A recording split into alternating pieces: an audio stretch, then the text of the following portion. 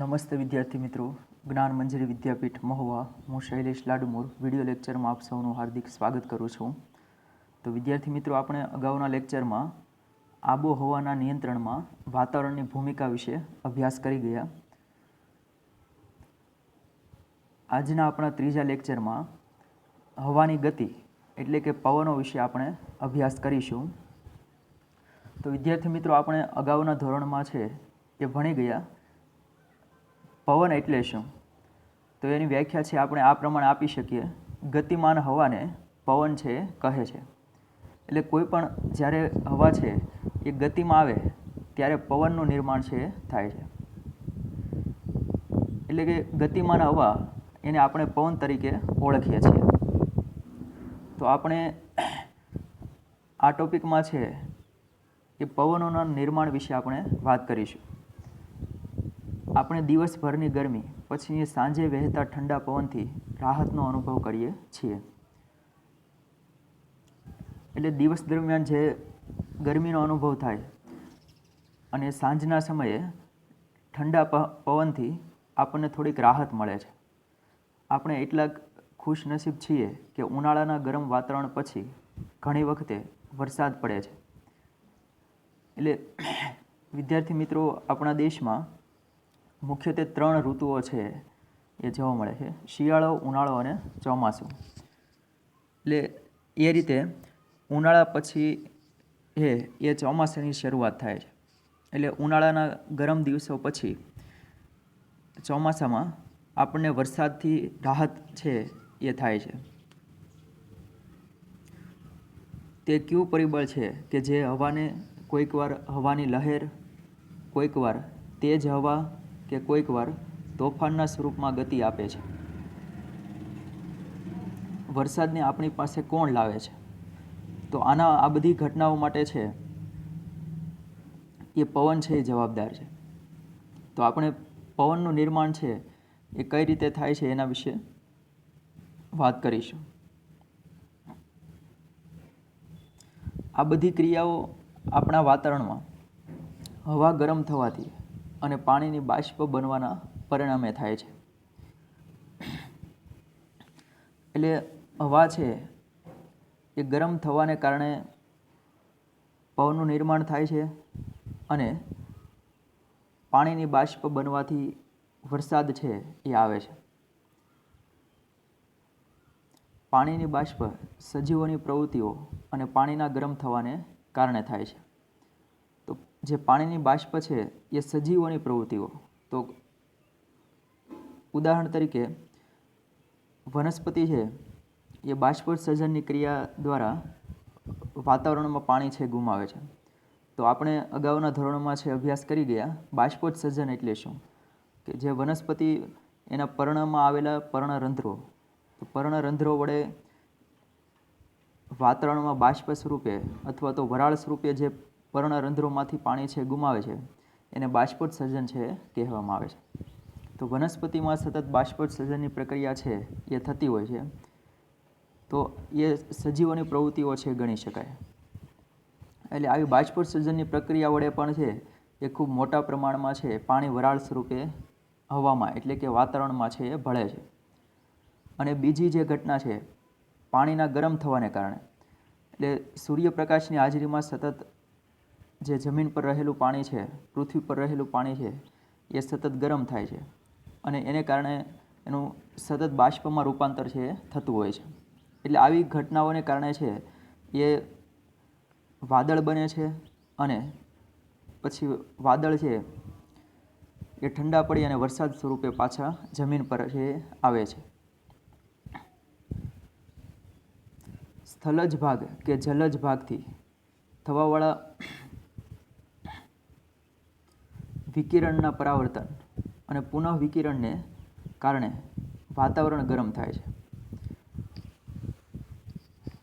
એટલે સ્થલજ ભાગ એટલે જમીન પરનો વિસ્તાર, પૃથ્વી પર જે ભાગમાં જમીન છે એ સ્થલજ ભાગ તરીકે છે ઓળખાય. અને જલજ ભાગ એટલે પૃથ્વી પર જે ભાગમાં પાણી આવેલું છે એ ભાગ છે જલજ ભાગ તરીકે ઓળખાય છે. એટલે સૂર્યપ્રકાશના કિરણો જ્યારે પૃથ્વી પર પડે ત્યારે એમાંથી અમુક ભાગનું છે એ પાણીની સપાટી અથવા તો જમીન વિસ્તાર પરથી એનું પરાવર્તન થાય છે અને અમુક ભાગનું છે શોષણ થાય છે. એટલે જે ભાગ જમીન કે પાણી પરથી એનું પરાવર્તન થઈ અને પાછું વાતાવરણમાં જાય છે એને કારણે વાતાવરણ છે ગરમ થાય છે, એટલે કે હવા છે ગરમ થાય છે. ગરમ થવાને લીધે હવામાં ઉષ્ણતાનો સંચાર થાય છે, એટલે ગરમી છે એનું પ્રસરણ થાય છે, હવામાં છે એ ગરમી ફેલાય છે. આ પ્રકૃતિને જાણવા માટે આવો નીચેની પ્રવૃત્તિ કરીએ.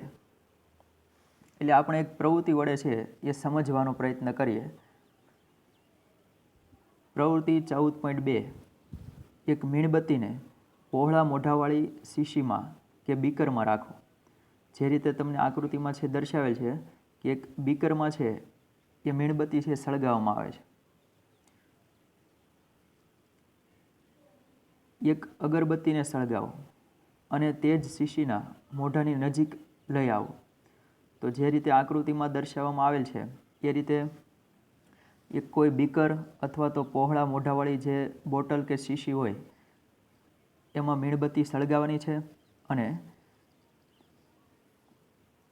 ત્યારબાદ અગરબત્તી છે તો અગરબત્તી આપણે સળગાવી અને એ બીકરને ઉપરનો જે પહોળો ભાગ છે ત્યાં બીકરના ઉપરના ભાગે છે સળગાવેલી મીણબત્તી છે રાખવાની છે. જ્યારે અગરબત્તીને શીશીના મોઢાની કિનારી પર લઈ આવો છો ત્યારે અવલોકન કરો કે ધુમાડો કઈ બાજુએ જાય છે.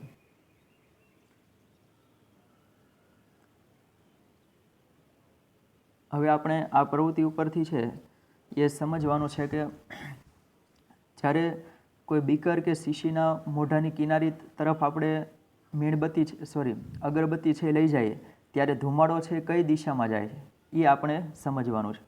તો વિદ્યાર્થી મિત્રો, પ્રવૃત્તિ પરથી છે તમને ખ્યાલ આવશે કે ધુમાડો છે એ બીકર તરફ છે એ જાય છે, એટલે કે બીકરના મોઢા તરફ છે એ ધુમાડો જાય છે. જ્યારે અગરબત્તીને મીણબત્તીથી થોડી ઉપર રાખતા ધુમાડો કઈ તરફ છે એ જાય છે.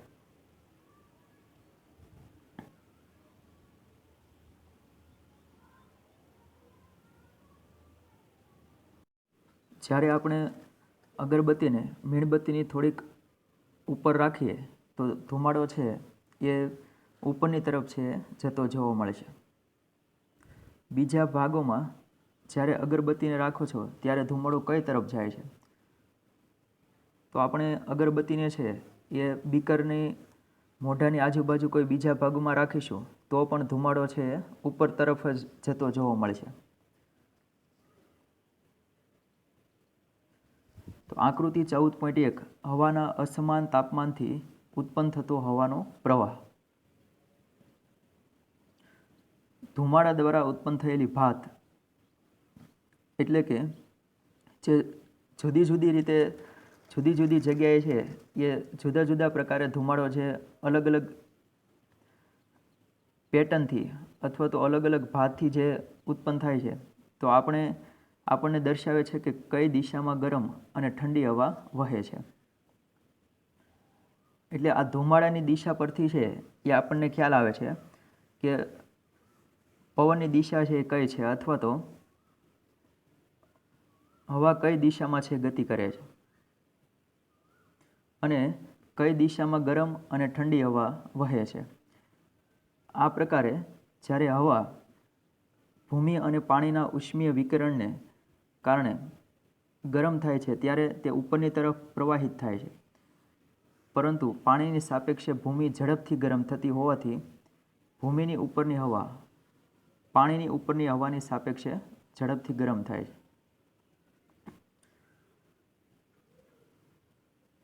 એટલે આપણે અગાઉના લેક્ચરમાં છે એ આપણે અભ્યાસ કરી ગયા કે ભૂમિ એટલે જમીન વિસ્તાર અને પાણી વિસ્તાર એને જો એના ઉપર સરખા સમય માટે સૂર્યપ્રકાશ છે એ પડે તેમ છતાં જમીન વિસ્તાર ઝડપથી ગરમ થઈ જાય છે. જ્યારે એટલા સમય માટે સૂર્યપ્રકાશ છે પાણી પર પડે પરંતુ પાણીને છે એ ગરમ થતાં થોડી વાર લાગે છે. એટલે પાણી અને ભૂમિની સરખામણીમાં ભૂમિ છે એ પાણી કરતાં ઝડપથી છે ગરમ થાય છે. એટલે એને કારણે છે જ્યારે દિવસ દરમિયાન છે એ સૂર્યપ્રકાશ સતત પૃથ્વી પર છે પડતો હોય ત્યારે પૃથ્વી પર જે જમીન વિસ્તાર છે એ જમીન વિસ્તાર એટલે જમીન છે એ ઝડપથી ગરમ થઈ જાય છે. અને ગરમ થવાને કારણે જે જમીનની આજુબાજુ હવા છે એ પણ ગરમ થાય છે. તો આવી ગરમ હવા છે એ ઉપરની તરફ છે જાય છે. એટલે ગરમ હવા છે એ ઝડપથી ઉપર છે જવા માંડે છે. એટલા જ માટે આપણે તટીય ક્ષેત્રોની સ્થિતિ જોઈએ છીએ તો દિવસ દરમિયાન જમીન એટલે કે ભૂમિની ઉપરની હવા, તટીય ક્ષેત્રો એટલે જમીન વિસ્તાર, જે જગ્યા ઉપર છે પૃથ્વી પર જમીન વિસ્તાર આવેલો છે એને આપણે તટીય ક્ષેત્રો છે કહેવામાં આવે છે. તો તટીય ક્ષેત્રોની સ્થિતિ છે કઈ રીતે જોવા મળે? તો દિવસ દરમિયાન છે એ જમીન એટલે ભૂમિની ઉપરની હવા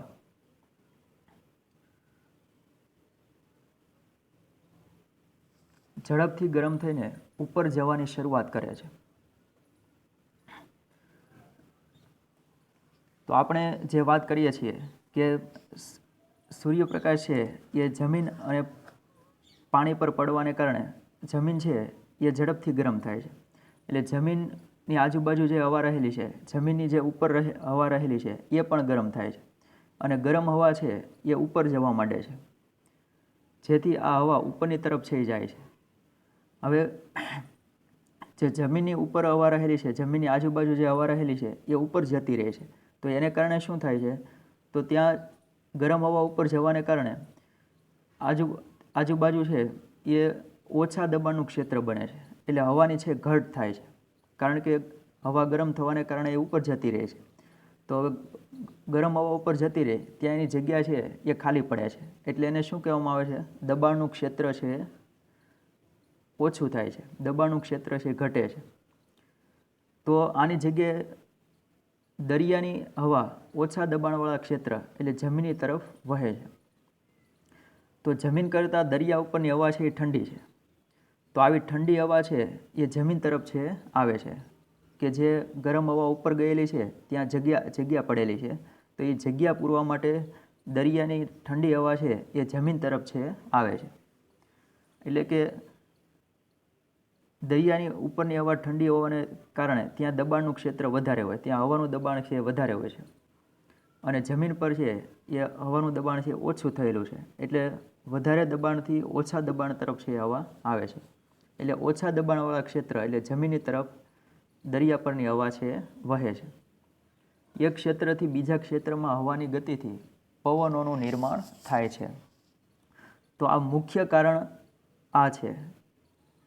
પવનોના નિર્માણ થવાનું મુખ્ય કારણ છે એ આ વધારે દબાણથી ઓછા દબાણ તરફ જે હવા ગતિ કરે છે એને કારણે પવનો છે એનું નિર્માણ થાય છે. દિવસના સમયે હવાની દિશા દરિયાથી જમીન કે ભૂમિ તરફ થાય છે. એટલે આના પરથી આપણે એવું કહી શકીએ કે દિવસ દરમિયાન પવનો છે એની દિશા છે એ કઈ રીતે જોવા મળે? તો પવનોની દિશા દિવસ દરમિયાન છે એ દરિયાથી જમીન તરફ છે જોવા મળે છે. એટલે દરિયામાંથી પવનો છે એ જમીન તરફ છે એ આવે છે. રાત્રિના સમયે જમીન અને દરિયો બંને ઠંડા લાગે છે. આપણે જે એટલે સુધી વાત કરી એ દિવસ દરમિયાનની ઘટના છે, કે દિવસ દરમિયાન છે આવું થાય છે. હવે રાત્રિના સમયે છે જ્યારે સૂર્યપ્રકાશ નથી, અંધારું છે ત્યારે, તો સૂર્યપ્રકાશ નથી એટલે જમીન અને દરિયો છે બંને ઠંડા થવા લાગે છે, કારણ કે જમીનની સાપેક્ષમાં પાણી ધીરે ધીરે ઠંડુ થાય છે. તો એ વિદ્યાર્થી મિત્રો આપણને ખ્યાલ છે કે જે રીતે જમીન ઝડપથી ગરમ પણ થાય છે અને ઝડપથી ઠંડી પણ પડે છે, એમ પાણીમાં એનાથી ઉલટું છે. પાણીને ગરમ થતાં પણ વાર લાગે છે અને ઠંડુ પડતાં પણ વાર લાગે છે. એટલે રાત્રિ દરમિયાન સૌથી પહેલાં જમીન છે એ ઠંડી પડી જાય છે, જ્યારે પાણી છે એને ઠંડુ પડતા છે વાર લાગે છે. એટલા માટે પાણીની ઉપરની હવા ભૂમિની ઉપરની હવા કરતાં વધુ ગરમ હોય છે. તો રાત્રિ દરમિયાન દિવસ કરતાં ઉલટી ઘટના હોય છે. દિવસ દરમિયાન છે એ જમીન પરની હવા છે ગરમ હોય છે, જ્યારે રાત્રિ દરમિયાન છે એ સમુદ્ર પરની હવા છે એ ગરમ હોય છે, એટલે કે દરિયા પરની હવા છે એ ગરમ હોય છે. તો દરિયા પરની જે ગરમ હવા છે એ ઉપર જાય છે. તો દરિયાની ઉપરની જે ગરમ હવા ઉપર જવાને કારણે ત્યાં દબાણનું ક્ષેત્ર ઓછું થાય છે, એટલે દબાણ ઘટે છે, એટલે ત્યાં ખાલી જગ્યા પડે છે. એટલે હવે રાત્રિ દરમિયાન છે એ જમીન પરની હવા છે એ ઠંડી છે. તો શું થાય? તો જમીન પરની ઠંડી હવા દરિયા તરફ છે એ જાય છે જગ્યા પૂરવા માટે. તો આ રીતે છે એ રાત્રિ દરમિયાન પવનની દિશા છે એ જમીન તરફથી દરિયા તરફ જોવા મળે છે. એટલા માટે પાણીની ઉપરની હવા ભૂમિની ઉપરની હવા કરતાં વધુ ગરમ હોય છે. ઉપરયુક્ત ચર્ચાને આધારે તમે નીચેના વિષય બાબતે શું કહી શકો છો? તો તટીય ક્ષેત્રોના વિસ્તારમાં રાત્રિ દરમિયાન નીચા અને ઊંચા દબાણના ક્ષેત્રો શા માટે સર્જાય છે? તો આપણે વાત કરીએ કે રાત્રિ દરમિયાન છે એ સમુદ્રનું પાણી છે એ હજી ગરમ હોય છે, એટલે સમુદ્રની પાણીની ઉપરની હવા પણ ગરમ હોય છે. તો એ સમુદ્રના પાણીની ઉપરની ગરમ હવા છે એ ઉપર જાય અને ત્યાં હવાનું દબાણ ઘટે, એટલે જે જમીન પરની ઠંડી હવા છે એ ઠંડી હવા દરિયા તરફ ગતિ કરે છે.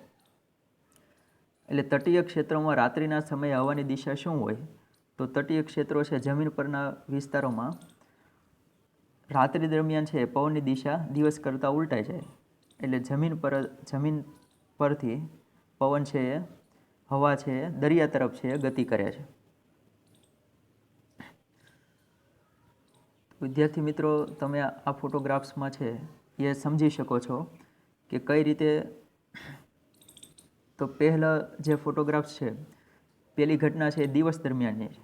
તો દિવસ દરમિયાન પવનની દિશા છે એ કઈ રીતે જોવા મળે? સમુદ્ર તરફથી જમીન તરફ છે પવનની દિશા હોય છે. એ જ રીતે રાત્રિ દરમિયાન ઉલટાઈ જાય છે. તો રાત્રિ દરમિયાન પવનોની દિશા છે એ જમીન પરથી સમુદ્ર તરફ જોવા મળે છે. એટલે આ રીતે બંને ઘટનાઓ છે જોવા મળે છે. આ પ્રકારે હવાની બધા પ્રકારની ગતિ વૈવિધ્યસભર વાતાવરણીય પ્રક્રિયાઓનું પરિણામ છે. એટલે મુખ્ય પવન જે નિર્માણ થવાનું કારણ છે એ આ જમીન અને પાણી જે અલગ અલગ રીતે ગરમ થાય છે એને કારણે છે એ પવનનું નિર્માણ થાય છે. જો બંને સરખી રીતે ગરમ અને ઠંડા પડતા હોય તો પવન છે નિર્માણ થાય નહીં, પરંતુ જમીન અને પાણી છે એ અલગ અલગ રીતે ગરમ થાય છે, એટલા માટે પવનોનું નિર્માણ થાય છે, જે પૃથ્વીના વિવિધ ભાગો પર વાતાવરણનું અસમાન રીતે ગરમ થવાથી થાય છે. પરંતુ આ હવાને ઘણા અન્ય પરિબળો પણ અસર કરે છે, જેમ કે પૃથ્વીના પરિભ્રમણની ગતિ. એટલે પવનોના નિર્માણને અસર કરતા જે પરિબળો છે એમાંનું પહેલું જે પરિબળ છે કે પૃથ્વીના પરિભ્રમણની ગતિ. તો પૃથ્વી જે છે એ સતત ગતિમાં હોય છે, સતત એની જગ્યા પર છે એ ફરતી હોય છે અને સૂર્યની ફરતે પણ ફરતી હોય છે. તો પૃથ્વી જે ગતિ કરે છે એને કારણે પણ પવનોની દિશા છે બદલાય છે અને પવનના માર્ગમાં આવવાવાળી પર્વતીય શૃંખલાઓથી હવા અવરોધાય છે. અને ઘણી વખત છે કે જે પવનનો માર્ગ હોય છે તો એ પવનના માર્ગમાં કોઈ પર્વતો કે પર્વતીય શૃંખલાઓ આવે તો એને કારણે પણ પવનની દિશા છે એ બદલાઈ જાય છે. આપણે આ પરિબળોના વિષયમાં આ પ્રકરણમાં વિસ્તૃત અભ્યાસ કરીશું નહીં.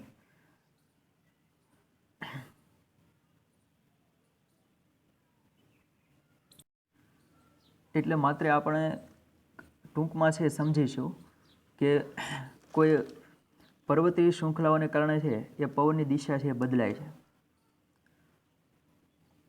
કેવી રીતે હિમાલયની હાજરીથી અલ્હાબાદથી ઉત્તર તરફ આવતા પવન કે હવાની દિશા બદલાય છે. તો એક ઉદાહરણ તરીકે છે તમને આપેલું છે કે હિમાલયની જે પર્વતીય શૃંખલાઓ છે એને કારણે જે અલ્હાબાદથી ઉત્તર તરફ જે આવતા પવનો છે, તો વચ્ચે હિમાલયની જે પર્વતીય શૃંખલાઓને કારણે એ પવનની દિશા છે બદલાઈ જાય છે, એટલે એની દિશા છે એ બદલાઈ જવાને કારણે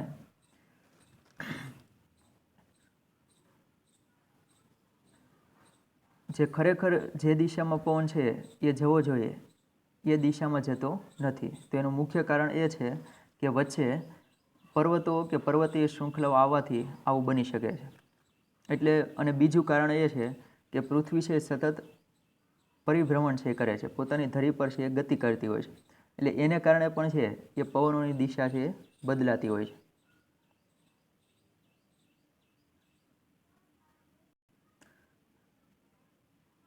એટલે ટૂંકમાં આપણે એ સમજવાનું છે કે આ જમીન પરની હવા અને પાણી પરની હવા છે એ અલગ અલગ રીતે અલગ અલગ સમયે આમ તો અલગ અલગ સમયે ગરમ થવાને કારણે પવનોનું છે નિર્માણ થાય છે.